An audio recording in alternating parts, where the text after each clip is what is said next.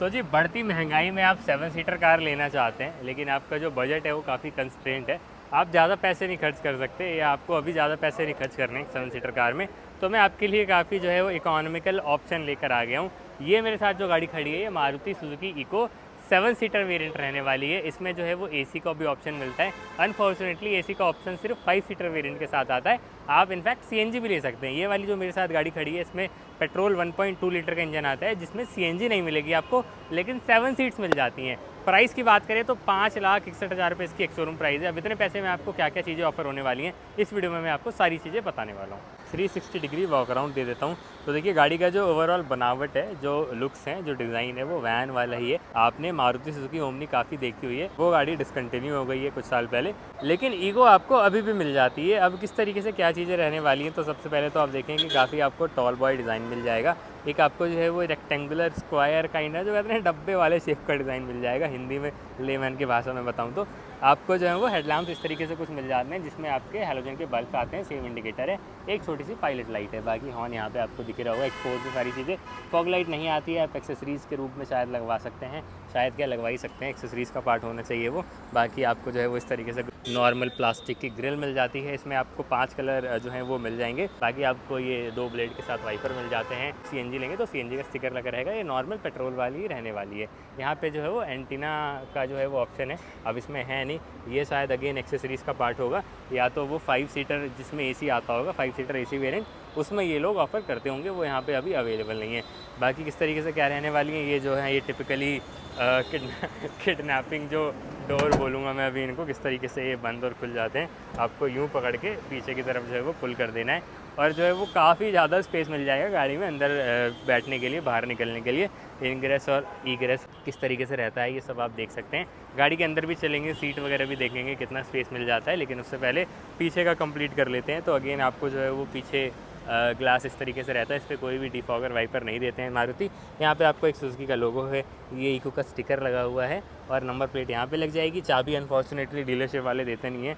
इनका जो है वो रूल इस तरीके से है कि हम चाबी नहीं देंगे, आपको जो बनाना है आप ऐसे ही बना लें, तो चाबी भी नहीं दिखा सकता मैं। यहाँ पे आपको जो है वो टेल गेट खोलने के लिए यहाँ पे की लगाना पड़ेगा, और इस तरीके से कुछ आप उसको खोल सकते हैं। पीछे कुछ खास स्पेस दिख नहीं रही है, बस इतनी है कि आप जो है वो स्पेयर किट वगैरह, टूल किट वगैरह रख सकते हैं, क्योंकि पीछे वाली जो सीट है वो ऑलरेडी इतनी पीछे है कि स्पेस बचेगी नहीं, या तो आप सीट डाउन करके अपना कुछ स्पेस रख लें। बाकी नीचे से आप देख सकते हो ग्राउंड क्लियरेंस किस तरीके से। आपको जो है वो ये रियर व्हील ड्राइव है, रियर व्हील ड्राइव यहाँ पे आपको डिफरेंशियल भी दिख रहा होगा। अब ओमनी और ये इको जो है वो वैन, इनके जो है ये रियर व्हील ड्राइव ही आई है डे 1 से। पीछे जो है वो आपको ड्रम ब्रेक मिलेंगे, इस तरीके से कुछ रहने वाली सारी चीज़ें। स्पेयर व्हील जो है वो यहाँ पे जो है वो पीछे की तरफ नीचे लटका हुआ है। यहाँ पे आपको जो है वो टेल पाइप मिलता है, एग्जॉस्ट पाइप मिलता है। जो व्हील्स हैं वो आप देख सकते हो किस तरीके से रहने वाले हैं। 155 T13 बेसिकली 13 इंच के होने चाहिए ये। इस वाले टायर पे देखता हूँ मैं, साइज़ क्लियर दिख नहीं रहा है। 155 R13 मतलब 13 इंच के जो है वो स्टील व्हील आते हैं। 155 mm जो है वो उसकी चौड़ाई है, विड्थ है, और आपको 4 नट मिलेंगे। आगे डिस्क ब्रेक आता है, एंड अगेन यहाँ पे आपको जो है वो इस वाले फेंडर पे साइड टर्न इंडिकेटर मिलते हैं।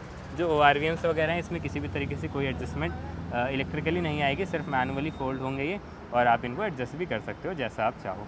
मतलब इस तरफ से उधर का होगा, उस तरफ से उधर का होगा, ऐसा होगा कुछ। बाहर से तो ये सारी चीज़ें रहने वाली हैं। छत आप देख लो किस तरीके से है, प्लेन एकदम।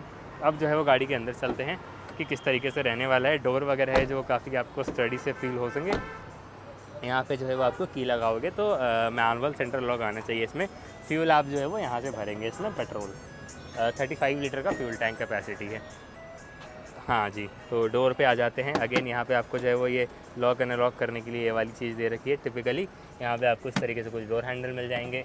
ग्लास आपको रोल डाउन रोल अप करनी है तो इस तरीके से आप ये कर सकते हो। यहाँ पे ये हैंडल है डोर खोलने बंद करने के लिए। अब गाड़ी के अंदर चलते हैं, एंड अगेन आप देख सकते हो सीट किस तरीके से है। अब ये जो ड्राइवर सीट है ये रिक्लाइन भी होती है और आगे पीछे स्लाइड भी होती है, तो आपकी हाइट कम ज़्यादा ऊपर नीचे है तो आप इसको अपने हिसाब से सेट कर सकते हो। रिक्लाइन के लिए जो है वो यहाँ पे एक ये वाला लीवर इस तरीके से रिक्लाइन हो जाएगी। एक ऑप्शन और होना चाहिए सीट में, जिससे जो है वो सीट कम्प्लीटली हट जाए, बट वो अभी हमें समझ नहीं आ रहा है। हाँ, यहाँ पे है वो। अब इसमें ये होगा, यहाँ पे आप ये लैच देख रहे हैं कि जो सीट है,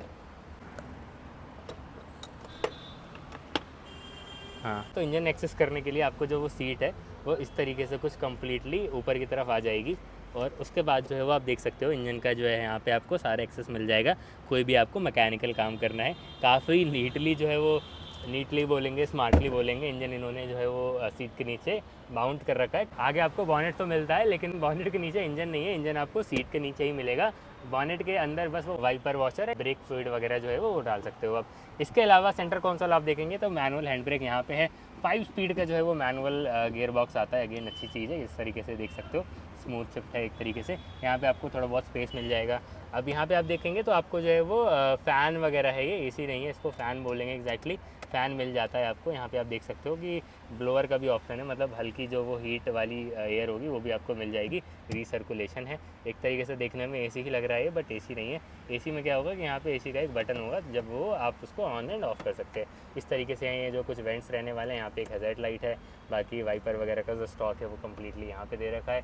जो IRVM है ये मैनुअल और ऑटो कुछ भी नहीं है, मतलब नॉर्मल IRVM है, बस दे रखा है इन लोगों ने। यहाँ पे एक केबिन लाइट है और यहाँ पे जो है वो वाइज़र दोनों आते हैं। बाकी गाड़ी में बैठेंगे तो विजिबिलिटी वगैरह आपको ऑल अराउंड एक नंबर दिखने वाली है, कहीं से भी ऐसे कोई दिक्कत नहीं होती है। कुछ इन गाड़ियों को चलाना ईजी होता है, बॉनेट एक तरीके से है ही नहीं आगे, तो आपको आइडिया वगैरह जज वगैरह करना काफ़ी ईजी हो जाता है। आपको जो है वो यहाँ पे डोर हैंडल भी दिख जाएंगे, जो पीछे हैं वहाँ पे भी काफ़ी सारे डोर हैंडल आपको दिख जाएंगे, ऑलमोस्ट 4 हैं, मतलब सारे ही पैसेंजर के लिए। पीछे चलते हैं, स्पेस वगैरह देखते हैं कि पीछे क्या स्पेस रहता है, बिकॉज आगे मैंने आपको बता दिया कोई दिक्कत आने वाली नहीं है। सेंटर कंसोल वगैरह रखा दिया। यहाँ पे एक और चीज़ आप देखेंगे कि 12 वोल्ट का पावर आउटलेट भी है एंड फ़ोन रखने के लिए जगह है। और बाकी यहाँ पे आप चाहें तो म्यूज़िक सिस्टम भी लगवा सकते हैं, यहाँ पे म्यूज़िक का साइन भी बना हुआ है, जो भी आपको लगवाना है। जी, सीट कंफर्ट वगैरह कैसा है? वेल, ये 7 सीटर वेरिएंट है। आपको जो बीच वाली रो है उसका सीट कंफर्ट मैं बता देता हूँ। मेरी हाइट 5 फुट 10 इंच का राउंड है और लेग रूम वगैरह जो है वो सफिशिएंट है, आगे आपको कोई दिक्कत नहीं होगी। ये सीट रिक्लाइन कर रखी है जबकि मैंने, और आपको हेडरूम वगैरह भी जो है वो प्रॉपर मिलने वाला है। हेडरेस्ट तो खैर कोई से भी नहीं आते हैं एडजस्टेबल, ना आगे के ना पीछे के। आगे आपको सफिशिएंट मिलेंगे बट पीछे एकदम ही आप देख सकते हो लैग कर रहे हैं, तो वो हेड जो है वो आपके रेस्ट नहीं होंगे एक तरीके से। तो आप इस तरीके से कुछ बैठ जाएंगे। 2 लोगों के बैठने के लिए जगह है, अगर वो मेरी फिजिक के हैं। अगर आप थोड़े से हेल्दी हैं तो आप एक ही लोग बैठ सकते हैं और एक जो है वो बच्चा बैठ जाएगा। सबसे पीछे चल के देखते हैं कि पीछे का क्या रहने वाला है। अब आपको पीछे जाना है तो क्योंकि यहाँ पे 2 ही सीट हैं, यहाँ पे आपको जो है वो स्पेस मिल जाएगा पीछे जाने के लिए। 2 सीट आगे, 2 यहाँ, 3 पीछे या 2 पीछे, वटेवर जितना भी आप बैठा लें। 7 सीटर बोल रहे हैं मारुति इसको। और ये वाली जो सीट है ये फिक्स्ड है, ये रिक्लाइन या आगे पीछे नहीं होती है। और आगे मैं आपको ये बताना भूल गया था कि सीट बेल्ट वगैरह आते हैं प्रॉपर 3.0 और 2 एयर बैग भी आते हैं सेफ्टी के लिहाज से, जो कि बहुत बड़ी चीज़ है इतने पैसे में मारुति के हिसाब से, मारुति के अकॉर्डिंग।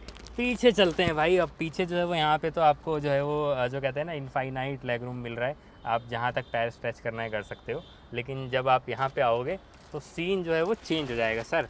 यहाँ पे आप देखेंगे, ठीक है यार बैठ गया मैं, कोई दिक्कत नहीं है, बैठ के जा सकता हूँ, बिकॉज जिस हिसाब से आपने गाड़ी के लिए पे करा है उस हिसाब से तो ये ठीक ही लग रहा है मुझे। और लाइक बीच में आप देख सकते हो उस तरीके से कुछ मैं बैठा हूँ। और अगेन यहाँ पे भी आपको जो है वो 3.0 सीट बेल्ट मिलती है। अच्छी बात क्या है कि 3.0 सीट बेल्ट जो है वो दे रखी है। बीच वाली जो है वो लैप बेल्ट है, ये वाली जो है मतलब बीच वाले पैसेंजर के लिए। और यहाँ पे भी जो है वो आपको प्रॉपर 3.0 सीट बेल्ट दे रखी है। एंड अगेन बीच में जो है वो लैप बेल्ट दे रखी है। यहाँ पे जो है वो एक केबिन लाइट मिल जाती है।